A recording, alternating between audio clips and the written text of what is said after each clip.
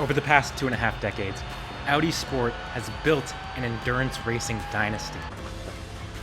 That is especially true at the 24 Hours of Nürburgring, where the venerable R8 has won 6 of the past 11 editions. However, now in 2024, this golden era of Audi Sport is coming to an unceremonious end.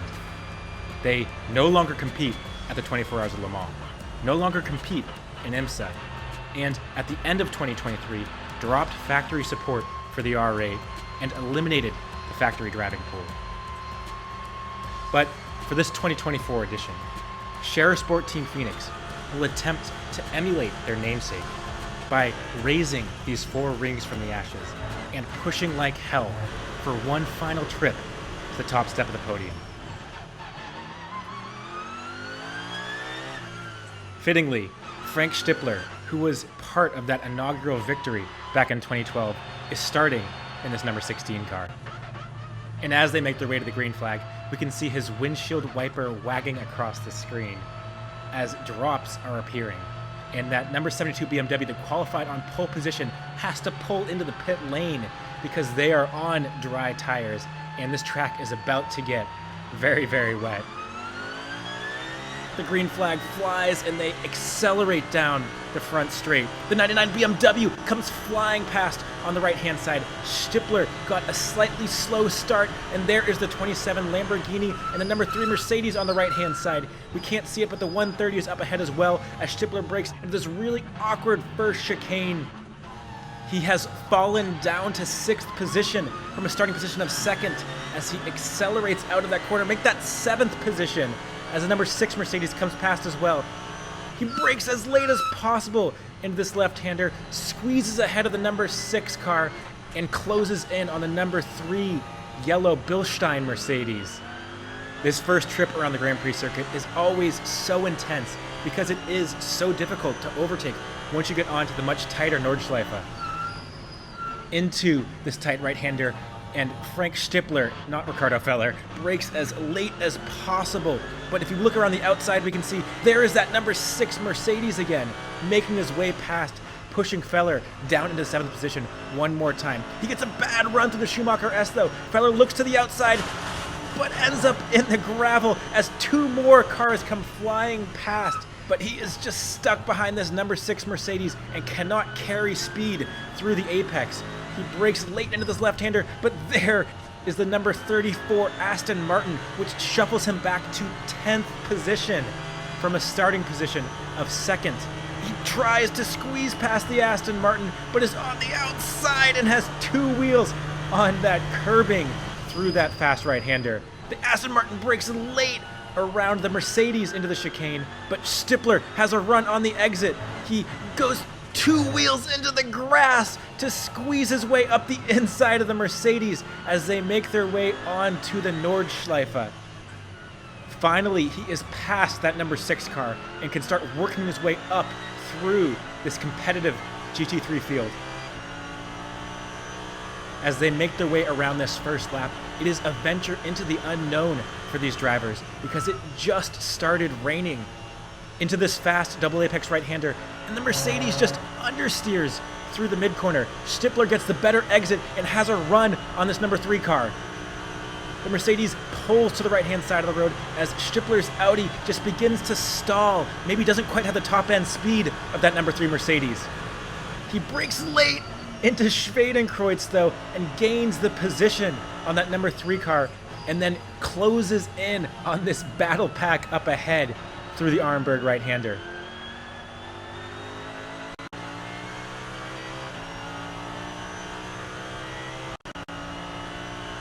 Visibility is getting worse and worse as those windshield wipers are working overtime. Stippler goes through the foxhole and into Adenauer Forest. There's a fast left-hander. We can see that Aston Martin up ahead is trying to make its way past the number 8 Mercedes, which slides wide and hits the Aston Martin off the road. The defending champion Ferrari is compromised on the exit, and Stippler is the beneficiary of that chaos. Now back up into 5th position and chasing down the 27 Lamborghini and number 130 Mercedes up ahead. We can see that the Lamborghini is caught behind through this fast left-hander, and the 16 Audi makes contact with the rear of that number 27 car. The number 130 is just struggling to stay on track as Stippler makes his way past and up into 4th position, now firmly behind this number 27 Lamborghini. Into the fast left-right chicane. This is usually flat out in the dry, but it's a big break and lift in these wet conditions. Through miss, hit, miss, he closes in on this 3rd place Lamborghini of Mapelli. Stippler breaks late into Verschiffen and makes his way into 3rd position in this number 16 Audi. It was hard work clawing those positions back after that tough lap around the Grand Prix circuit. But now, with a clean track in front of him, Frank Stippler can chase down the leading number 911 Porsche of our friend Kevin Estre as he's being hunted down by the number 99 BMW of Augusto Farfus. On the Grand Prix circuit, Estre breaks into that tight right-hander. As the number 99 car closes in, we see traffic for Estre. He goes around the outside of that Porsche Cayman. Farfus is on the inside though and gets ahead with Estre stuck behind that slower car. But it's now Farfus who is stuck behind slower traffic into Arenberg, and Estre closes in. Farfus tries to find his way past and squeezes his way around that Porsche Cayman on the exit, down into the foxhole, and it is just a gaggle of slower cars and nowhere for Farfus to go. It is so tight in this section of the circuit. Finally, Farfus is able to squeeze past, but he is slightly wide of the apex and once again has a slow Porsche Cayman in front of him. He goes to the left, with Estre going to the right and reclaiming the lead of the race for Grello. With Stippler still in 3rd position, he runs into a slow Supra through that fast left-hander and runs 2 wheels on the grass to try to make his way past. That allows Dan Harper in the 4th place, number 72 BMW, to close in on this Audi R8. Into this tight right-hander, Daniel Harper breaks around the outside of that number 16 car and makes his way past, dropping Frank Stippler down into 4th position as they wind their way into the carousel. After about an hour of running, it is Frank Stippler's turn to peel to the right-hand side and head into the pit lane to refuel his Audi, as he is stuck behind, you guessed it, a slower Porsche Cayman. With Stippler in the pits, let's briefly discuss strategy, because at the Nürburgring, they use conventional fuel pumps, like you would see at a gas station. So refueling often takes a couple of minutes. This is much longer than we're used to seeing in top-level sports car racing. Because of this, during the first stint of the race, some teams will elect to pit slightly earlier so they don't have to add as much fuel during their pit stop and can save time and jump ahead of cars that pit a lap or two later. And as Stippler rejoins the track, we can see that just ahead, the number 5 Porsche has done exactly that and jumped ahead of the 16 Audi, just behind the 72 BMW of Dan Harper as they head up the hill into Flugplatz. As the Audi V10 screams its way down the hill into Breitscheid, Frank Stippler is looking to find a way past Dennis Olsen so he can once again catch up to the 72 BMW of Dan Harper. Through Exmüller, Stippler closes in on that number 5 Porsche. And now they make their way through that left-hander where Lauda infamously had his crash. He brakes late into Bergwerk, gets hard on the throttle, and is now firmly behind and in the draft of that number 5 Porsche of Dennis Olsen. Stippler has the run on the number 5 Porsche, but with it being so narrow and so high speed, it's incredibly difficult to overtake on this portion of the circuit.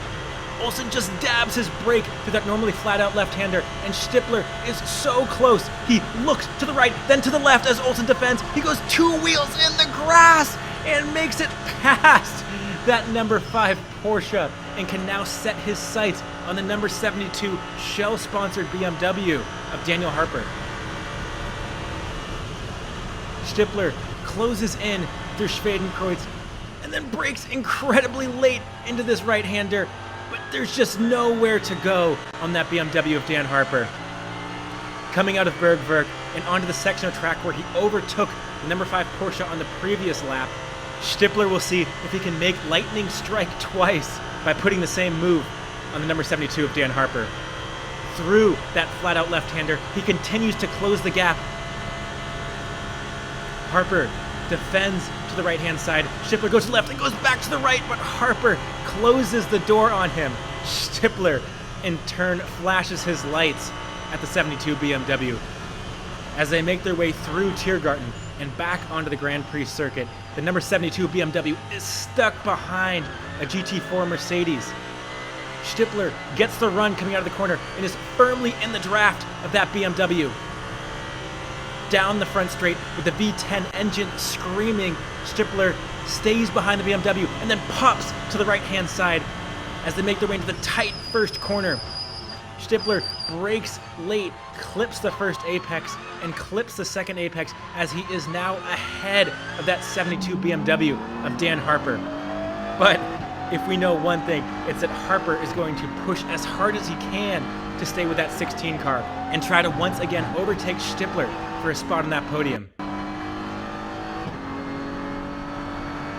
Up ahead, Stippler jumps his Audi into that fast double apex right-hander before they go over this crest, through this flat-out left-hander, and into another section where the front end just skips across the road. But there is a slow BMW just in front. Stippler has to hit his brakes, and Harper is able to close in on that Audi R8 GT3.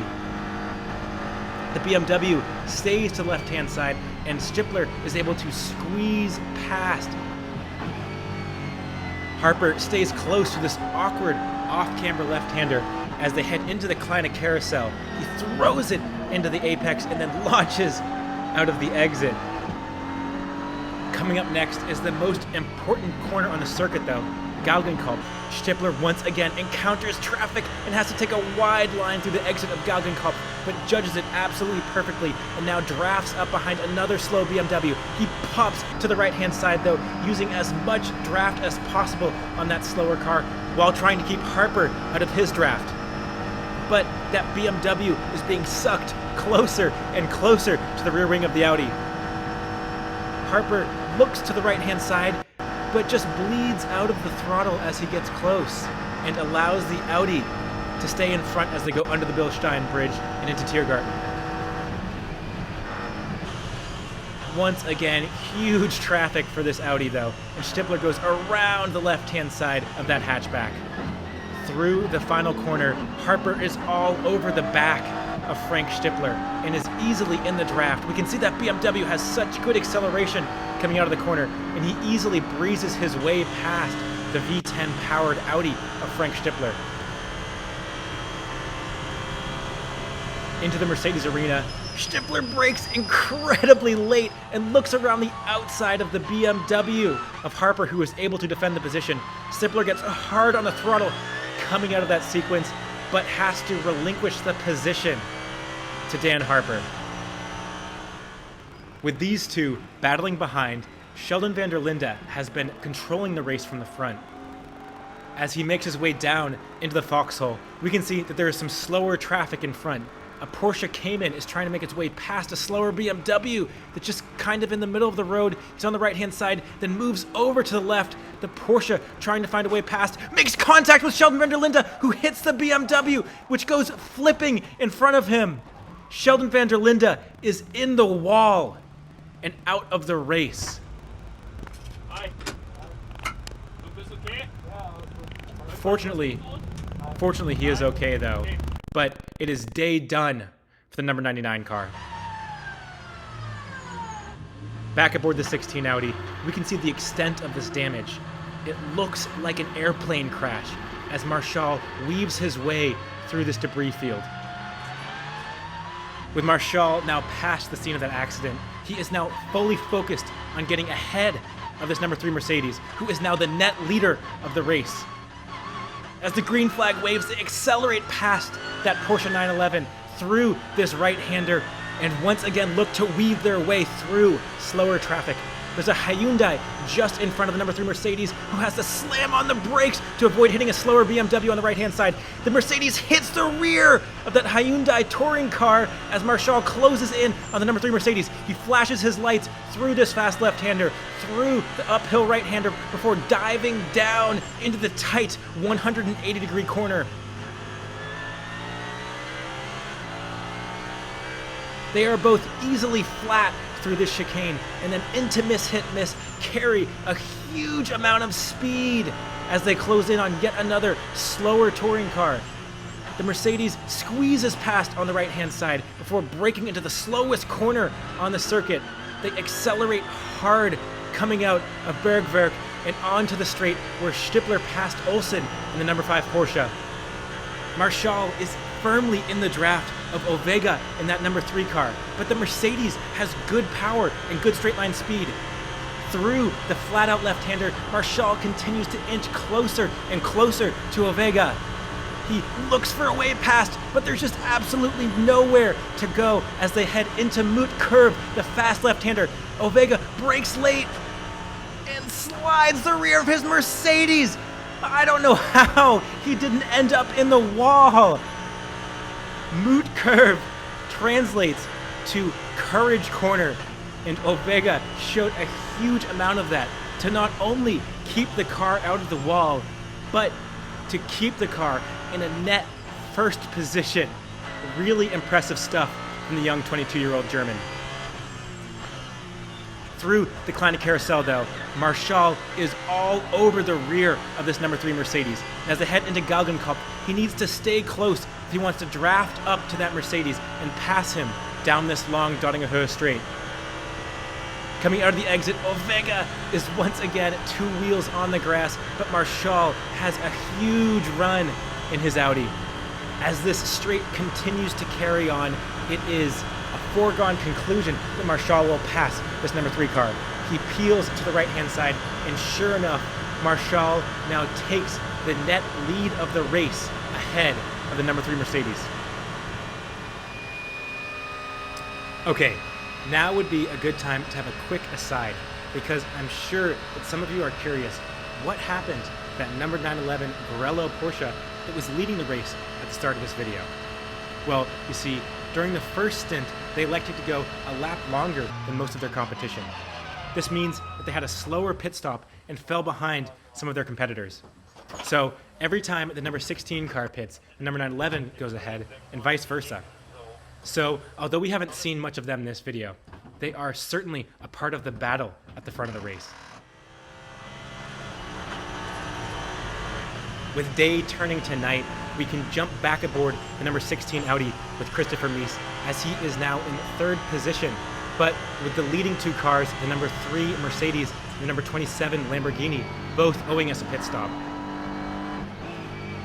Dan Harper, though, is on an absolute charge and closes in on the number 16 Audi that is caught behind a slower car in the Kleine Carousel. Harper now fully in the draft of that number 16 Audi as they head into Galgenkopf, which leads onto the long Dottinger Höhe straight. Christopher Mies once again has to navigate this slower traffic, and on the exit, he is compromised by a slow Porsche on the left-hand side. Harper is tucked up underneath the rear wing of this Audi R8 and pops to the left-hand side, using the side draft to claw his way up alongside that number 16 Audi and claim 3rd position away from Christopher Mies. We can see the nose of that BMW on the left-hand side as Mies claws his way back ahead of the BMW. As they make their way into Antonius Bucher, that fast left-hander, Christopher Mies lifts out of the throttle and yields 3rd position to Dan Harper in the number 72 BMW. As Harper continues along, he catches up to that number 3 Mercedes that owes us a pit stop, and into Sabine Schmidt's Kurve, the Mercedes of Arjun Maini is stuck behind slower traffic. Harper is closing in on this number 3 car through the fast left-hander. Maini looks to pass that Porsche Cup car, but isn't able to do so. There is a huge amount of traffic ahead of this Mercedes through the Hatzenbach section. Through the right-hander, they pass a Cayman, but he is still stuck behind that Cup car. All of this battling is allowing Christopher Mies to catch up in his number 16 Audi through the left-hander. Finally, the Mercedes makes his way past the Porsche, which lets them both go. But Christopher Mies is now within striking distance of Dan Harper and Arjun Maini. Dan Harper looks to the left-hand side of that Mercedes, but there is just absolutely nowhere to go in this section of track.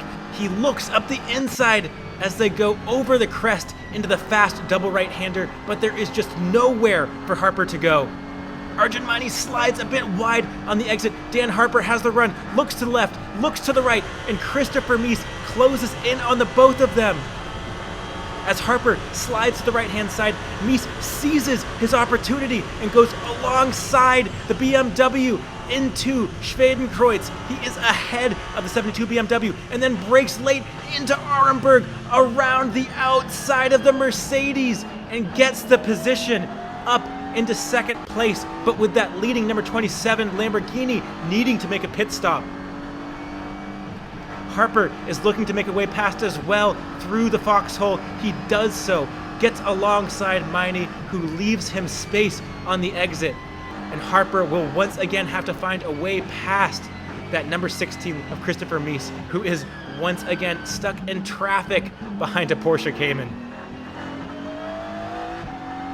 Into Breitscheid, Harper is flashing his lights at Christopher Mies, trying to distract him, but those intimidation tactics have no effect.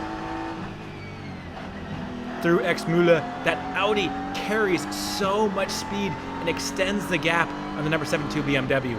But we can see a yellow flag on the right-hand side, then two yellow flags on the right-hand side. That signifies that there is going to be a slow zone up ahead. And sure enough, if you look on the left-hand side, there is the 60 kilometers an hour sign. We are in a slow zone. And quite often, accelerating out of a slow zone is a great opportunity to make an overtake on somebody ahead of you. So with a slow BMW just ahead of Christopher Mies, they accelerate out of the slow zone. Harper flashes his lights to let that BMW know he's coming past. Going up the hill, he moves to the right-hand side, goes two wheels into the grass to make his way past that number 16 Audi R8 of Christopher Mies. This 72 BMW and 16 Audi are putting on an absolute show. With the number 27 Lamborghini pitting, this battle truly is for the overall lead of the race. Through miss, hit, miss, Christopher Mies continues to close the gap on the BMW of Dan Harper as they go around slower traffic. We can see a yellow flag and flashing lights ahead. There are flatbeds on track as Christopher Mies absolutely threads the needle on the exit with that safety vehicle there and continues to pile the pressure onto the young BMW driver. Into Exmühle, he closes in on Dan Harper, who gets a good exit. Into Galgenkopf, and Christopher Mies will have to stay as close as possible if he wants to get a draft off this BMW and overtake Dennis Harper for the overall lead of the race down the Donninger Höhe. As they go under that ominous Audi Sport sign, Mies inches closer and closer to the BMW as they race through the pitch black night. The reflective signs that go flickering past are the only indication of the immense speed these two drivers are carrying as Mies pulls to the right-hand side and pulls past the 72 BMW of Dan Harper, who lifts out of the throttle and allows the number 16 car to once again reclaim the overall lead for Audi. But Mies now is the one stuck behind traffic in the final corner, and Harper is going to look to find a way past. But as they once again re-enter the Grand Prix circuit, we can see that the fog is getting thicker and thicker. Into the first corner, and Mies defends to the inside with Harper braking late and looking around the outside of that Audi. Mies slides slightly wide through the first corner. His exit is compromised. Dan Harper gets hard on the throttle, gets a slight overlap, but is not able to complete the move, and once again has to settle in behind the number 16 car. Heading into miss, hit, miss, and there is huge traffic for Christopher Mies, the number 16 Audi. he just cannot find his way past his Aston Martin. As they hit the brakes for the slowest corner on the circuit, there is just absolutely nowhere for either of these drivers to go. With them re-accelerating down to Brideside, the Aston Martin pulls to the right-hand side and allows Christopher Mies to pass. And Dan Harper uses this moment to get past as well, but there is even more traffic for Mies as he pulls to the left-hand side into X-Müller. Harper follows him as well. Both of these drivers taking huge risk through traffic.